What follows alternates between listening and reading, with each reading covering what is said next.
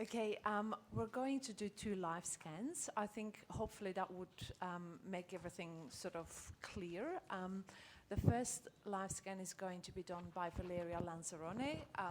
She's there behind the screens, but she will be presenting this afternoon as well, so you will actually get to see her. She is an obstetrician gynecologist with a subspecialty in ultrasound, and she works here in Sydney at Nepean Hospital.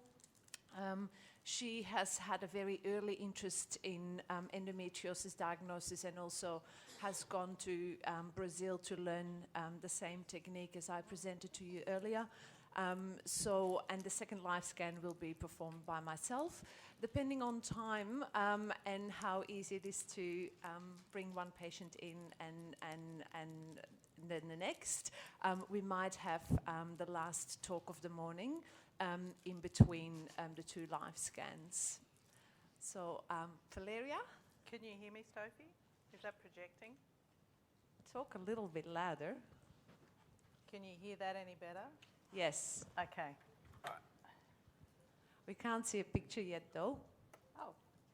I'll let you know.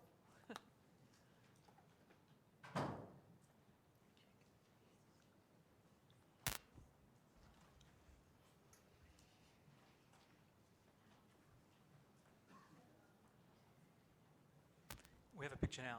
Great.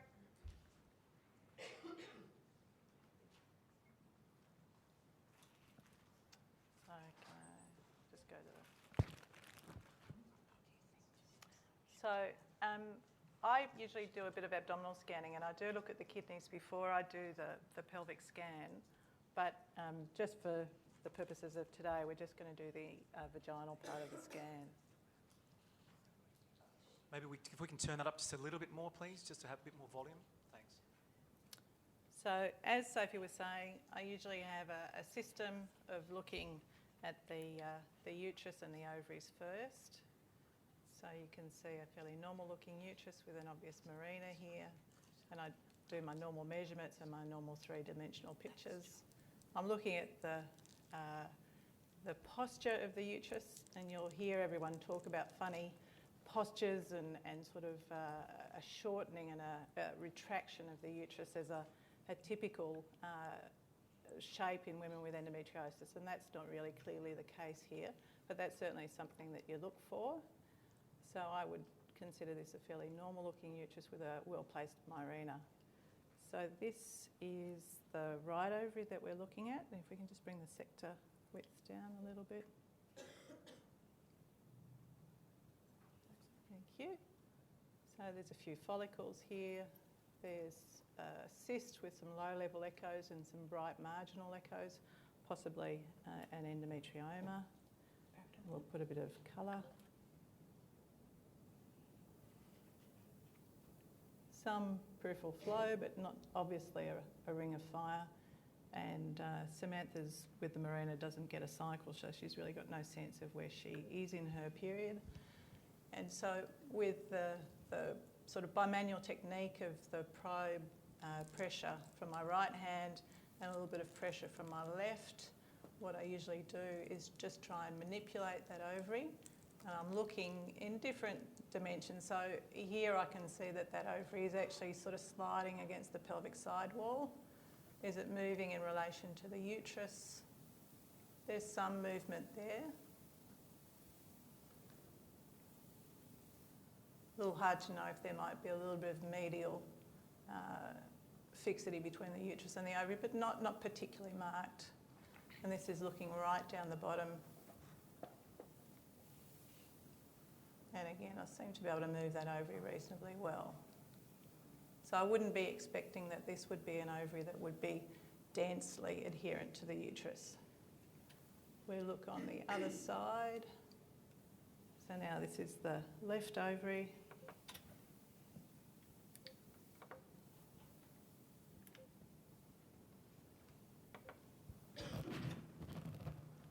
And looking through that ovary, series of follicles, this time no obvious endometrioma. And can I move that ovary?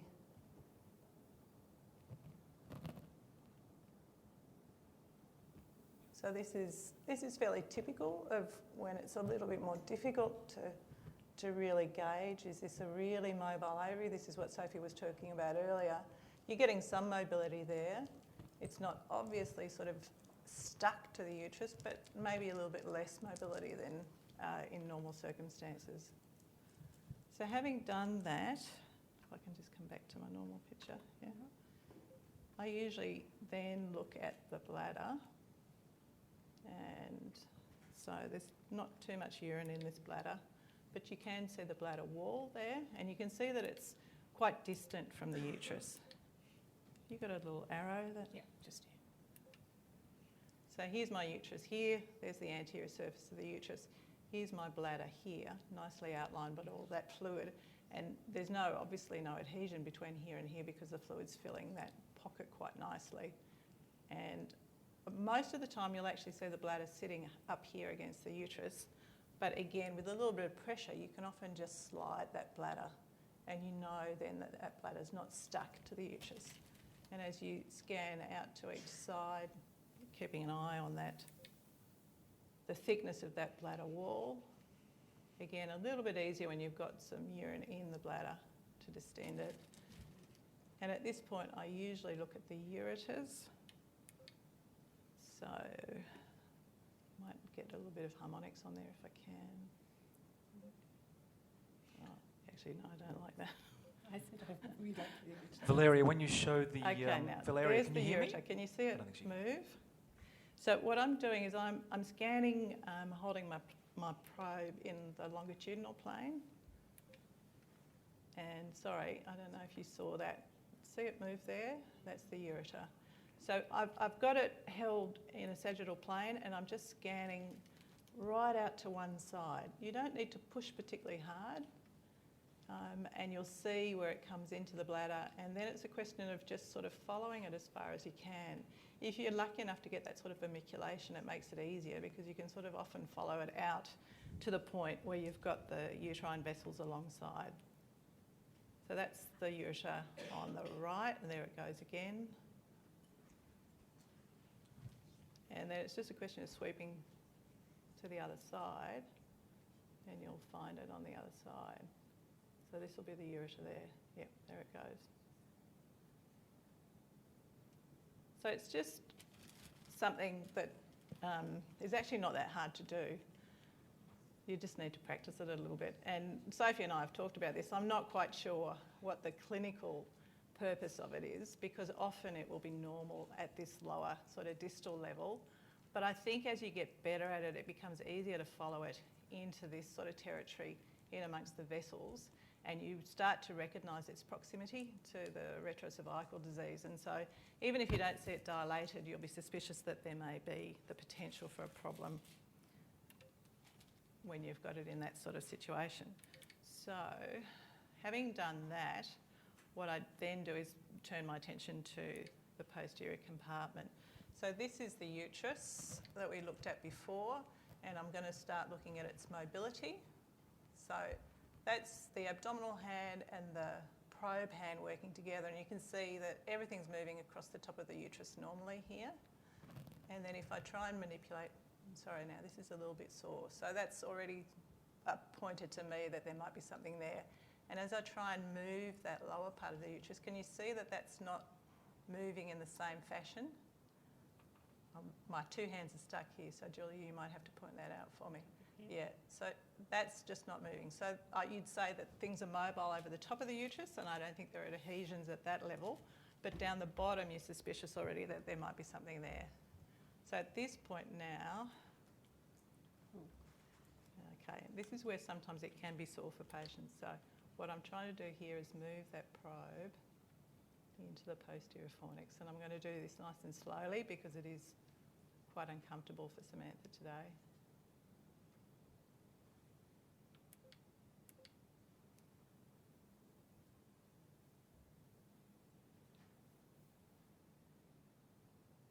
Okay, and that's not only uncomfortable, but quite hard to do.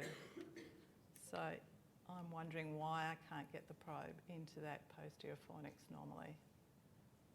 And even though I can't clearly see a nodule there, I'm already suspicious that there might be something there. Okay, so from the talks this morning, just as I flashed past, even though I'm not looking at the bowel there, I think you can probably, out of the corner of your eye, seeing that as I go from side to side, I'm already seeing those nodules. So I've actually moved now into that posterior fornix. It's tight and it's quite uncomfortable. And I'm going to bring my focus right up to that point and try and take my depth out. So this is the vaginal wall that Sophie was demonstrating in her talk. So my probe is now sitting adjacent to the cervix here and pushing the posterior fornix over the top of the probe. And so this will be the pouch of Douglas in behind here. Here's the vaginal wall here, and here's that sort of peritoneal fatty layer behind. So I'm just going to try and sweep out to the side. I'm coming out towards the right. I can see disease here, and I can recognise that this is a rectal nodule, and it's adherent at that point. And I come right out to the very far right, and I'm coming back to the midline and out to the left. So here, most of the disease is on this right-hand side. Now that the probe's sitting in the pouch of Douglas, in the posterior fornix properly, I'm getting a better view and it looks a little bit more normal. But again, it feels tight. So what I sometimes do if I'm not sure of what I'm looking at in this scenario is I will actually do a digital examination at the end to see if maybe there is a vaginal nodule that's up against the probe that I might not have been able to appreciate. So now what I'm going to do is pull the probe back out the vagina to a lower level where I can start looking at the bowel. And usually I'll bring it down to this point here. So that first curve is effectively where you've got your levator. So this will be the anus back here. This is your first curve, and I've always sort of thought of this as being 3 to 4 centimetres. So I'll often just take a quick picture to say now I'm looking at rectum, and I'll label it as 3 to 4 here. And then I'm gradually just moving my probe forwards, keeping my eye on this muscularis layer here, and this here is the submucosa, the bright layer, and so this will be the rectovaginal septum in behind. So as I go, I'm just keeping an eye on the bowel wall. Some of the machines have got the ability to beam steer, and sometimes if you get the rectum very posterior, where you're going to lose the view of it, that beam steering can be quite helpful. So as I come up, you'll often see the bowel go from being a straight tubular structure to almost like a flower. And at that point is where it actually comes into the pelvis proper, and that's at about 6 to 8 centimetres. So that's another, I often take a picture then and sort of orientate myself that that's where I am. And then as you follow forwards, this is bowel here, I can see the bowel wall, and I can see that that's the point at which I've got my first nodule. So there, this is the bowel nodule here. This will be endometriotic disease in behind it, and that connects back to this area at the base of the pouch, and I think this will probably be connected to the uterosacral nodule here. There's your submucosa coming along here, and that looks reasonably well defined. So I would think that this is probably a nodule that's confined to the muscularis propria. But then just above, you've got this typical folding. This is the other thing that you'll often see with the bowel nodules that are just a fraction higher. So this is going to be at about 12 centimetres, 12 to 14, and you often get this sort of folded appearance as it's pulled back towards whatever it's going to be adherent to. So this happens to be the right ovary. So you've got the right ovary there that's obviously stuck to the bowel, and the uterus just alongside. So if I turn transversely, I've got uterus, I've got rectum, I've got the nodule, and I've got the right ovary. So I know there'll be a complex of those three things matted together. And again, if I look at the submucosa here, maybe a little bit less distinct. There might be a few sort of areas where it almost looks like it's pulled into the nodule that makes you suspicious of penetration into the submucosa. but not a really clear, obvious one. So if you then sort of follow on, you can follow the bowel past. At this point, this is looking normal. You can see often if you get a really good view, you get that delineation between the deep and the superficial muscularis propria with that little fine line there.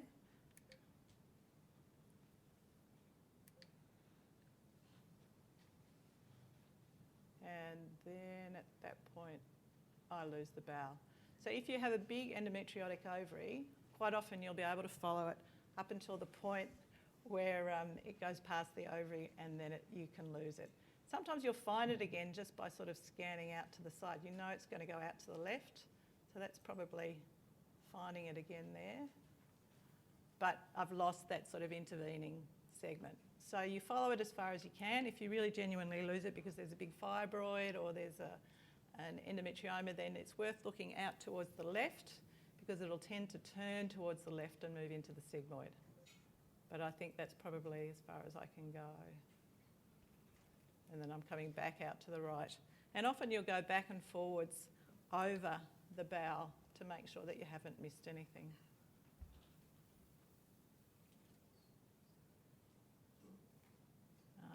And look, when I do the scan, usually what I'm saying to the patients is, I think ultrasound is very good at picking up endometriosis that's nodular, where you've got a physical nodule that's big enough to see. And it's also very good at picking up where you lose the natural elasticity and lubrication of a normal pelvis. So you're looking for that ability for structures to move over the top of each other because of the smoothness of the peritoneum and the fluid that lubricates the relative movement between the ovaries and the uterus and the bowel. And a pelvis with bad endometriosis is often characterised by the rigidity and the lack of movement. Is there anything anyone wants me specifically to demonstrate? Valeria? Yeah? So just for the audience, so can you just run again from the anal verge? So run cephalically for us again. Okay. And just talking through it again. All right. You did it really well, but I just thought it'd be nice just to do it, just to reinforce everybody sort of the way in which you do it as you talk through it again. So this is the view that you get often when you put the probe in, just in normal circumstances. So you've actually got on view, this is your urethra, your bladder, this is the vagina running along here, and in behind is the rectum. So here are your layers that you look at. This is your submucosa, and this is your muscularis propria.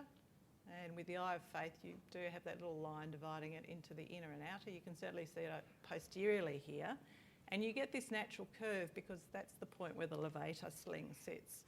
So that's about 3 to 4 centimetres. So as you move forwards, you just do what you would do normally in putting the probe in, but you just watch it slowly, and you're going to direct your probe into the posterior fornix, which Samantha's not much enjoying at the moment. And as I said, sometimes you will get patients where the rectum becomes so posterior in your view that you just can't angle the probe well enough to get a good view. And it's useful if you've got the ability to steer your beam, because then you can steer it backwards and get it more central in terms of your view, and then you can correct that when you sort of move into a more normal position.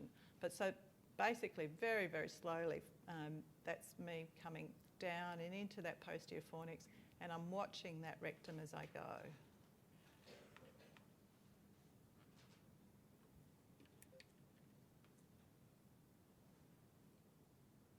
And then that's that first area of disease. So that's just beyond the point at which the rectum comes in. And this is a really typical nodule in that you've got this tethering back towards the cervix here. And when you first start picking them, I think these are the easiest ones to pick because they're low and they're tethered. And even though I think bowel prep really helps in terms of visualising the anterior and posterior walls for a large segment of the rectum, these sorts of nodules you're going to see anyway. And the reason that you'll see them is that the bowel prep is not really going to facilitate you seeing the anterior wall of the rectum, which is what you've got on view there. And it's the tethering that will catch your eye. So if you put your probe into the posterior fornix, you're going to be able to see these nodules whether you've had patient's bowel prep or not. It's the ones that are up higher or the ones that are not splintered by that sort of scar process that are harder to see. And for completeness, I find the bowel prep helps to sort of follow that bowel further, so that when you've got an empty bowel like this, you're able to sort of follow it quite a length, and you can see both the anterior and the posterior walls. Does that make sense? Yeah, that's great. Yeah. Does anyone want anything else to be? Yes. Yes.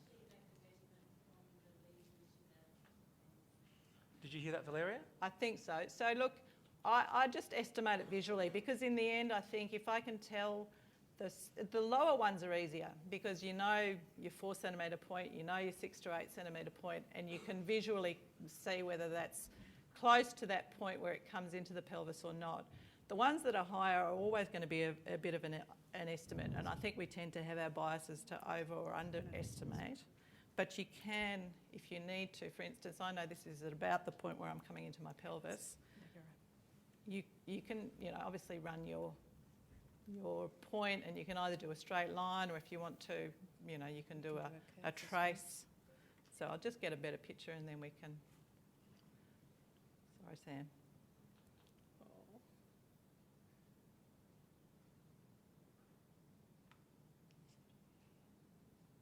Okay, that'll do just for the sake of a measurement. So if I say this is at the point where the rectum comes into the pelvis properly, and I'm going to call that 6 to 8, then that's about 2 centimetres away. So I'm going to call that a low rectal nodule. Excellent. So is everybody happy with that description, that real-time evaluation? There's a hand up. Yes, sir? I might have missed it in the beginning, George, but has this patient been bowel prepped? Valeria, has she been Yeah, bowel? the 2 that you'll see today have taken bowel prep. Yeah. Yeah. And do you want to explain what that bowel prep is, Valeria? I get them to take two laxative tablets the day before, so in the afternoon, and that's supposed to work between 4 and 6 hours, but it is very variable. And then in the hour before we do the scan, we usually get them to do what's called a microenema, which is a very tiny enema, and basically the purpose there is just to empty the air and the little bit of residual fluid out of the bowel.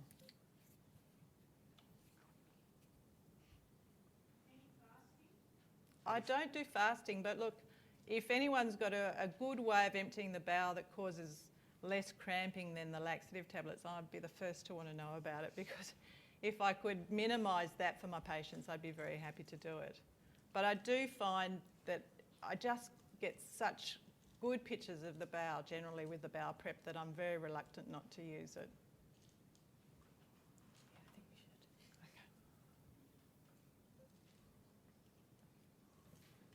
We usually send a letter out to patients who come for an endometriosis assessment, asking them whether they have a proven history of endometriosis, or if they've had like really bad disease diagnosed, or if they have significant pain in the bowel, and then we tell them that they can choose to do the bowel prep, and we describe the bowel prep for them. I think it should not be a routine thing. We should just look at the bowel, and if there is a significant suspicion of deep infiltrating endometriosis, then you can see the patient again with bowel prep, but it should definitely not be something that is done by everyone. The views are better, but I think, yeah. But on that point, the views are subjectively better, because I don't use bowel prep. The views are fine. Yeah, I So agree it's a- with I think you. it's and there's no data to support that gel is superior to bowel prep is superior to transvaginal scan alone. So it's about having your own technique that you're comfortable with, but there's definitely no evidence to suggest that one technique is more superior than another. So thank you for Valeria, that's brilliant. We're going to get Soph to crank it up. Just thank you to both ladies that have come, because it's a big ask to come for something like this, and they've both been prepared to do the bowel prep. So I think it.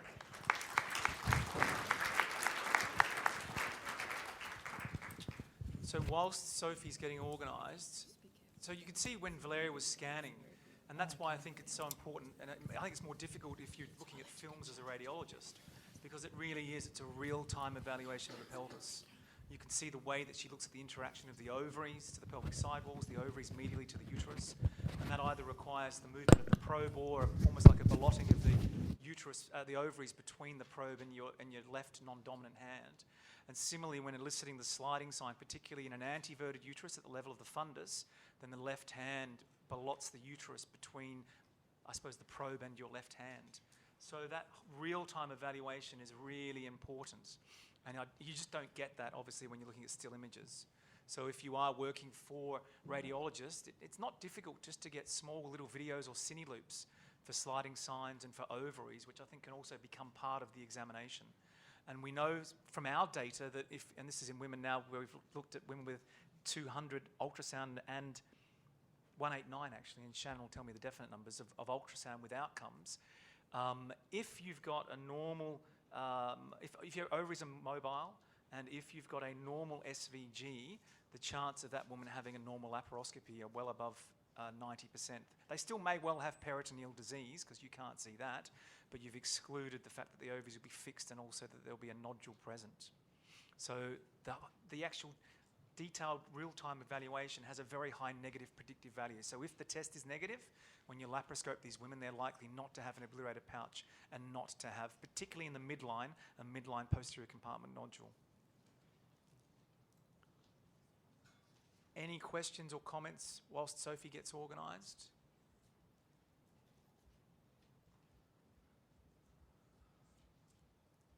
So we're probably going to be back on track. So after this live scanning session, then we'll have one more lecture from Antonia before we break for lunch. So we're actually back on track. So they probably won't have lunch for everybody for us this time around, as opposed to closing coffees off.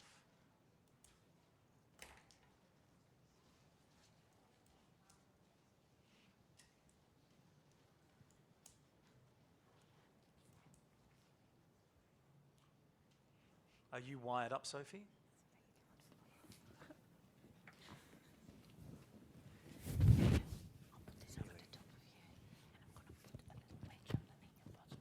It's a real problem if you take those microphones with you to the loo and you forget your mic stuff.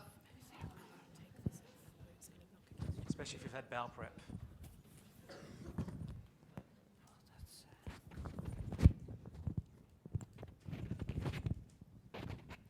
Sorry. That's all right, no problem.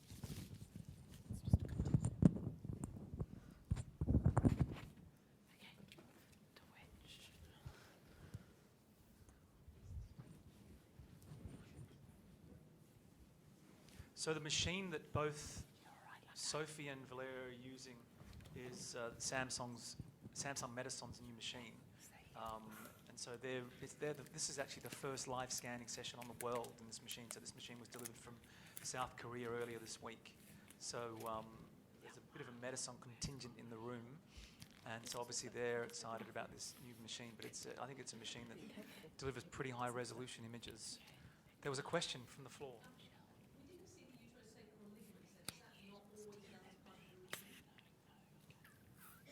I think, as was said earlier by Sophie, I think it's difficult to see normal uterosacral ligaments, particularly in the absence of there being fluid in the pouch of Douglas. But that might be something that Sophie tries to elicit for us in the presence of normal uterosacrals. I don't know what this next lady's got.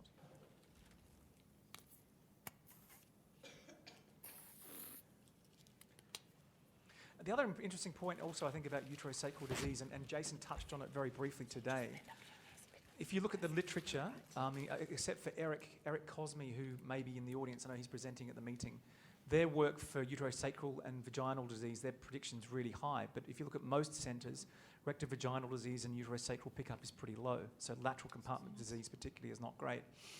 In the absence of there being a central posterior midline compartment, as Jason said as well, I don't think that's such a big deal, because that's the sort of surgery that can be done by the team who are learning laparoscopic surgery. So I think as long as the pouch is clear and there's no central midline, either anterior rectal or rectosigmoid nodule, you can still schedule those women, I think, for sort of at most intermediate laparoscopic surgery, which is something that can be done by those who are doing a laparoscopic fellowship. So if you do miss uterosacral nodules, and the pickup rate in the literature is between 40 and 60%, so between 40 and 60% are being missed, as long as there's nothing else coexisting, I don't think necessarily it impacts negatively on the surgery that happens subsequently. I'll take over now, George. Okay, thanks. Sophie. Oh, sure. This lady is 48 years old and perimenopausal, slightly more irregular periods.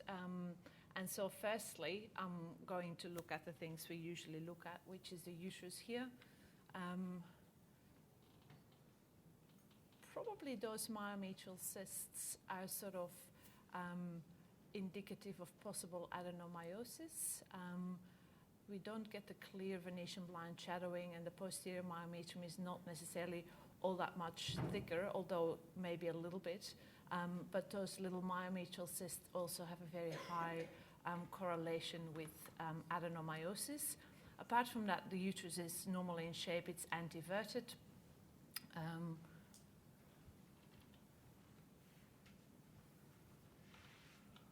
So then I'm going to have a look at the ovaries. So there's one ovary sitting here. And I'm going to demonstrate sliding, and when I push, I can push that ovary sort of over the pelvic side wall and possibly also over the uterus. It's definitely not completely stuck, and there's a follicle on the ovary. And I usually sort of push as well with the probe as with my hand on the abdomen, but there's good, nice sliding seen on this side. Going over to the other side, looking at the other ovary. And there we can see that there is a grand glass appearing cyst.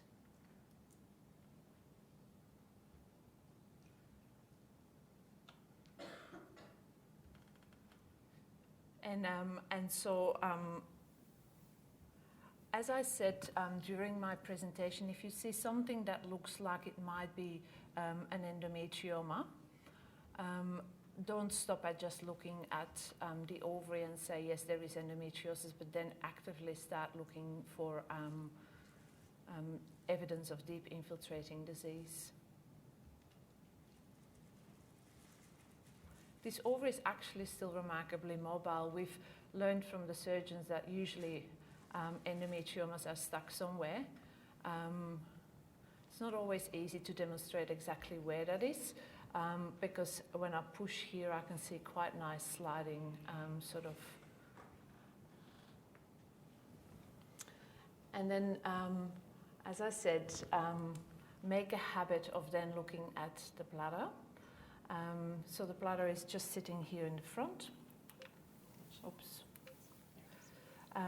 Again, as in Valeria's ultrasound, you can see a little bit of fluid at the front of the uterus, and that's sort of the end of the bladder here. I always push to see whether it's sliding over the uterus, that it's not stuck anywhere, and then I try to see the whole wall of the bladder, just scanning from one side all the way over to the other side.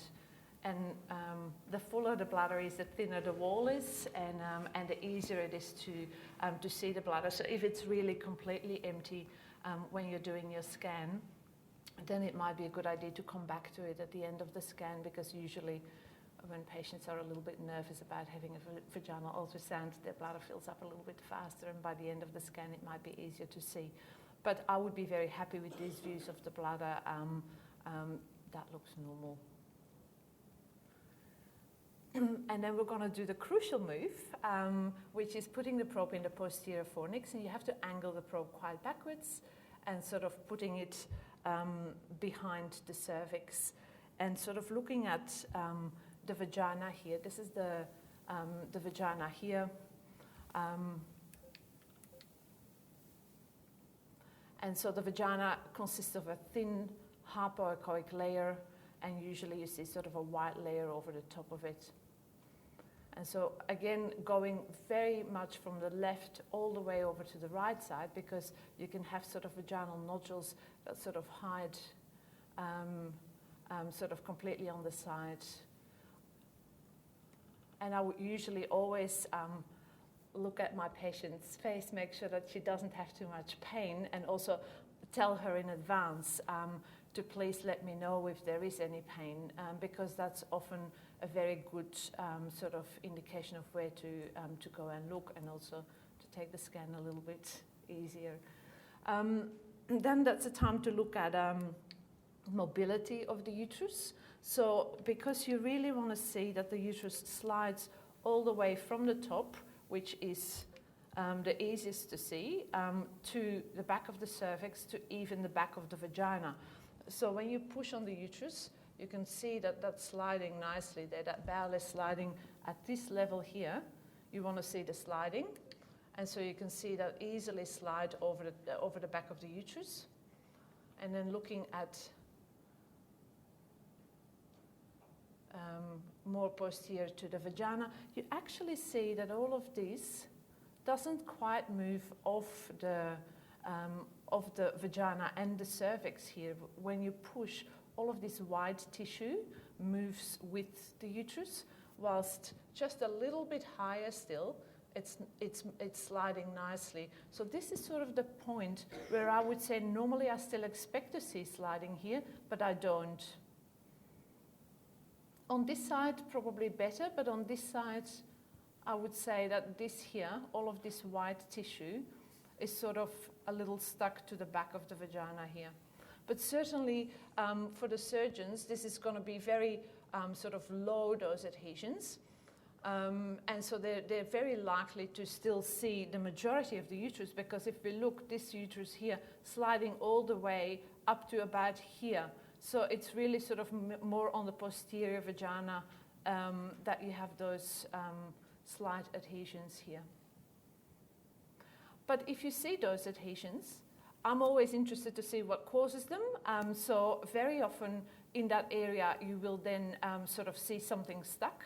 And here I can already see that the bowel is sort of stuck to this area, and that there is a thickening of the bowel wall here. And this was that first maneuver that I showed you, that a lot of the bowel nodules you will actually see just by looking in the pouch and just putting the probe in the posterior fornix and pushing everywhere. And so we've seen that that right ovary was very normal and the left ovary was abnormal. Well, it's the same a little bit in the pouch. Here on the right side, I can see some sliding, whilst on the left side, where the abnormal ovary was, I can't see that sliding. This is all thickened and stuck to the back of the vagina, and I can see that there's bowel sort of adherent there as well. And so when I see a bowel lesion like that, then obviously you want to go and assess the bowel in more detail by systematically looking at the bowel all the way from the anal verge. And so I don't think there is a vaginal nodule, but there's almost invariably a sacrouterine ligament nodule here to which that bowel is stuck. And as I said, the sacrouterine ligaments are very difficult to see, but and I think this little bit of infiltration is probably on the sacrouterine ligament, but the bowel lesion usually stands out, and that's sort of what you want to focus your eye on. So we've established that so far there's been an endometrioma on the left ovary. There's probably some evidence of adenomyosis in the uterus. Overall, fairly good sliding of the uterus, except for just on that left sort of posterior cervix where there is bowel stuck. And so when you find those sort of findings, you want to go and now look at the bowel in more detail. So what I'm going to do is I'm going to almost pull the probe out of the vagina and angle it backwards. And I know there were some questions about estimating distance. What I do is usually that first curve here is about 4 centimeters according to the publications of the group in Brazil.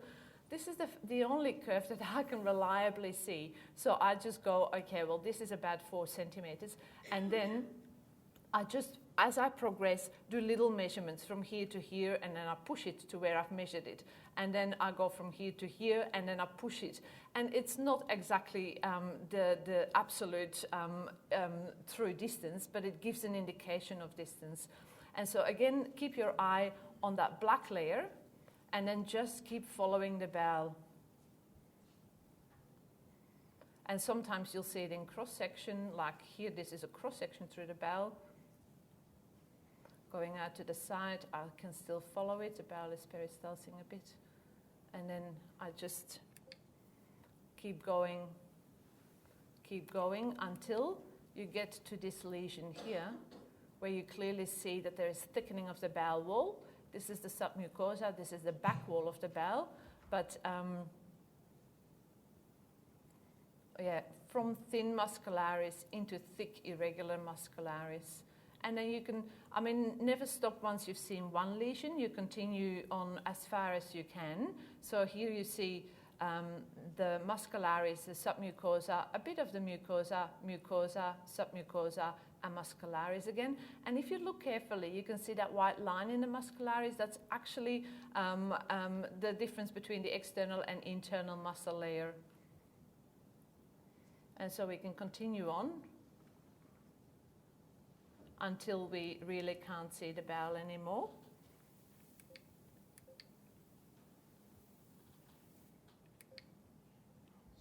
So it then goes sort of behind the uterus where it's sliding nicely. So when I push on this uterus, you can see that it's really sliding nicely. And then it goes all the way up to the left side, and then we get sort of to more bowel content, and then it's really hard to follow it any further. But sort of it's reassuring to see that everywhere where we can see it, apart from in that area of the left posterior fornix, there is good sliding seen. And so again, that's the bowel lesion that we identified. So I think the main take-home message is endometriomas are easy to recognize, but always look for deep infiltrating endometriosis, because it's not going to be that endometrioma that is difficult to remove during the surgery, but it is the fact that the bowel is stuck to this left sacrouterine ligament with infiltration into the bowel wall. Excellent. Any questions or anything that you want? Yes?